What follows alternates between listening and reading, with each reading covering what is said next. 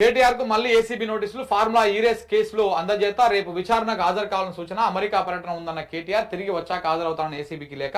కుట్ల రాజకీయంతో భాగంగానే కవిత నోటీసులు అని చెప్పేసి కవిత నిన్న ఒక ట్వీట్ వేసింది.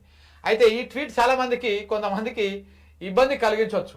కాంగ్రెస్ బీజేపీలకు కవిత ట్వీటు ఈ ట్వీట్ చూసినాక కాంగ్రెస్ బీజేపీలు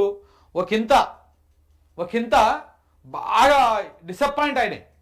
అంటే కవిత ఇక పార్టీకి వెళ్ళి విడిపోయింది, పార్టీ నుంచి బయటకు వచ్చేసింది, ఆమె ఇంకొక పార్టీ పెడుతుంది, పార్టీ పెట్టి బీఆర్ఎస్ పార్టీలో చీలికలు తెస్తుంది, బీఆర్ఎస్ పార్టీకి ప్రజల్లో వస్తున్నటువంటి దాన్ని డైవర్ట్ అవుతుంది అని చెప్పేసి బాగా సంతోషపడ్డారు. ఎక్కలేని సంతోషం వచ్చేసింది వీళ్ళకి. ఎవరికి? బీజేపీ పార్టీకి, కాంగ్రెస్ పార్టీకి. రేవంత్ రెడ్డి అయితే మస్తు ఖుషిలో ఉన్నాడంట. అయిపోయిందిరా ఇంకా బీఆర్ఎస్ పరిస్థితి, ఇంకా మనకు రేపటి నుంచి ఏ తంటా ఉండదు. ఇటు కేసీఆర్కి నోటీసులు ఇచ్చినాం, అటు కేటీఆర్కి నోటీసులు ఇచ్చినాం, ఇటు కవితను కూడా ఈ రకంగా అది చేస్తున్నాం అని చెప్పేసి వాళ్ళు ఖుషిలో ఉన్నారు. కానీ నేను ఏమో ట్వీట్ వేసేవరకే ఆశల మీద అడిలాశలు అయిపోయినాయి మొత్తం. ఇట్లా ట్వీట్ వేసింది. తమ వైఫల్యాలను కప్పిపుచ్చుకోవడానికి, ప్రజా సమస్యల నుంచి దృష్టి మళ్లించడానికి కుట్రపూరితంగా రేవంత్ రెడ్డి గారి ప్రభుత్వం కేటీఆర్ గారికి నోటీసులు జారీ చేయడాన్ని తీవ్రంగా ఖండిస్తున్నాను. ముఖ్యమంత్రి రేవంత్ రెడ్డి కుటిల రాజకీయ క్రీడలో భాగంగానే ఏసీబీ నోటీసులు జారీ అయినట్టు స్పష్టమవుతోంది. మా పార్టీ నాయకులకు వరుస నోటీసులు జారీ చేయడం వెనక రాజకీయ ఉద్దేశం ఉన్నట్టు తేటతెల్లమైంది.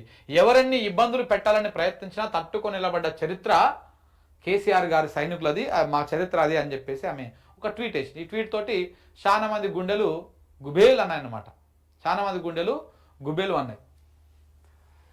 ఇది అయితే ఇక ఈమె ఇట్లా వేస్తే ఇక ఆంధ్రజ్యోతి ఒక వార్త రాసింది కవిత మీద. పాపం ఆంధ్రజ్యోతికి నిద్ర పడతలేదు. ఎప్పుడు వెంటనే కవితతోనే ఒక పార్టీ పెట్టియాలి, కవిత పార్టీకి కొన్ని రోజులు బూస్టింగ్ ఇవ్వాలి.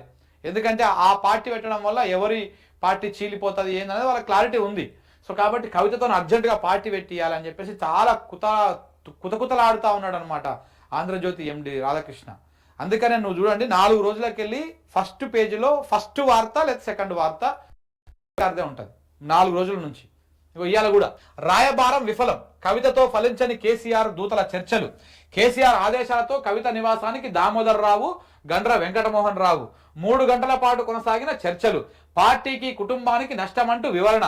ఫోన్లో మాట్లాడిన కేసీఆర్ తొందరపడవద్దని కుమార్తెకు సూచన.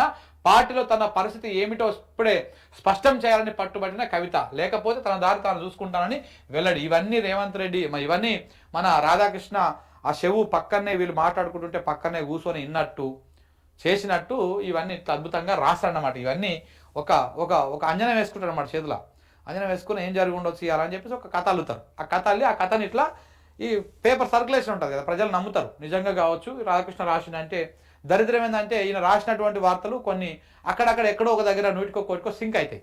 ఆ సింక్ కాగానే అరే నిజంగా అప్పుడు రాసిండు కదా అని చెప్పేసి అనుకుంటారు. ఇట్లా ఒక ఊహా చిత్రం నుంచి నీకు సగం మంది రాసేటి పొలిటికల్ వార్తలన్నీ కూడా గిట్లనే ఉంటాయి అన్నమాట. ఏదో ఎక్స్పెక్ట్ చేసి ఏదో రాస్తూ ఉంటారు. సో ఇట్లా ఇంకా వదిలిపెడతలేదు ఆంధ్ర మీడియా కవితను. ఇంకా రెచ్చగొట్టేటువంటి కార్యక్రమంలో భాగంగా ఇంకా రెచ్చగొడతానే ఉన్నది, ఇంకా వదిలిపెడతలేదు.